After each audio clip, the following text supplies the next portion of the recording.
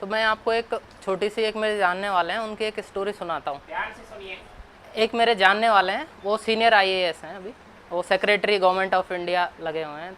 उनकी आईएएस में 30 साल की जॉब हो चुकी है ऑलरेडी, काफ़ी सीनियर है।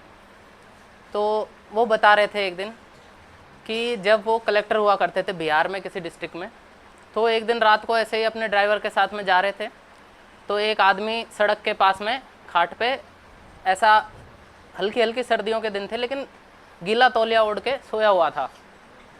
तो उन्होंने ठीक है ड्राइवर से पूछा कि भाई ये क्या है, मैं तो नया हूँ लेकिन मुझे बताओ कि ये गीला तौलिया सर्दियों के टाइम में क्यों ओढ़ के सोया हुआ है ये आदमी। ये रियल लाइफ स्टोरी है, कोई कहानी नहीं है, पहले तो मैं ये क्लियर कर दूँ आपको।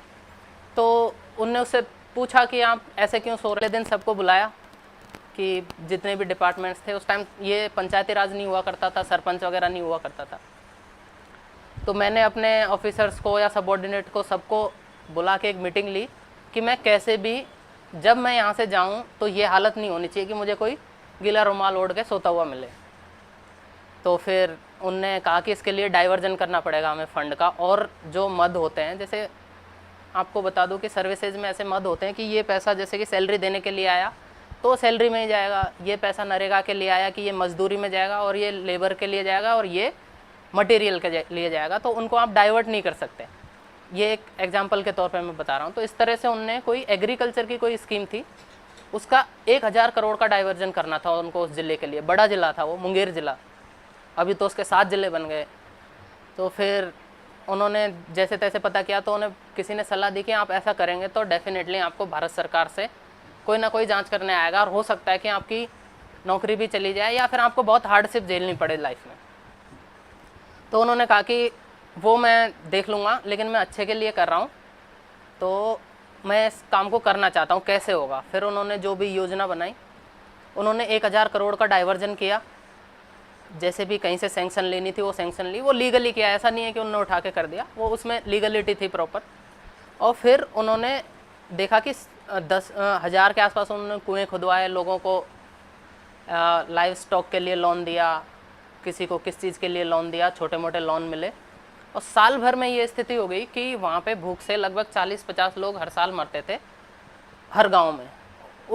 उस टाइम के प्रधानमंत्री साहब ने 2-4 साल बाद जब जांच वाँच हो गई और जब सारा काम सेटल हो गया, उन्हें बुलाया और इस एक्सीलेंस अवार्ड मिला था उन्हें प्राइम मिनिस्टर का। और उस मॉडल को इंडिया की तरफ से यूनेस्को में उन्होंने बताया था।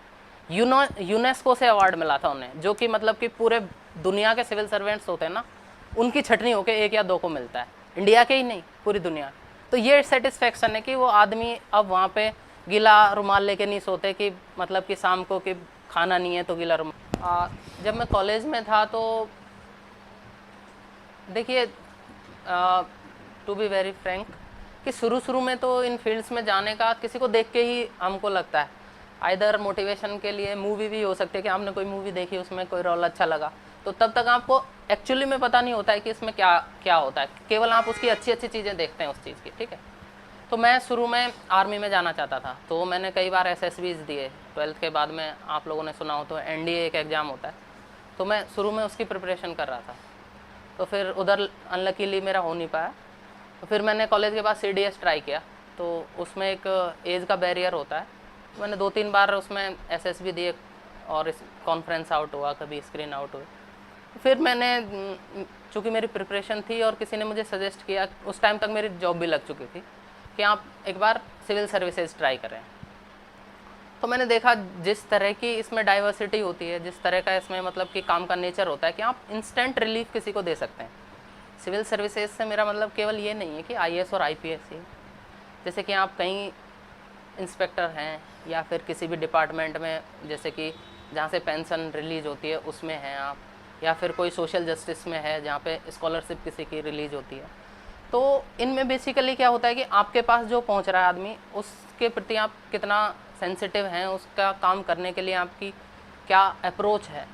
तो इसके लिए ये है कि आप एक तो खुद का असेसमेंट, सेल्फ असेसमेंट जो होता है ना, कि खुद के द्वारा असेसमेंट किया जाना, वो सबसे बेस्ट पॉसिबल मैनर होता है जिसमें आदमी अपनी कमियां और अपनी स्ट्रेंथ जान सकता है।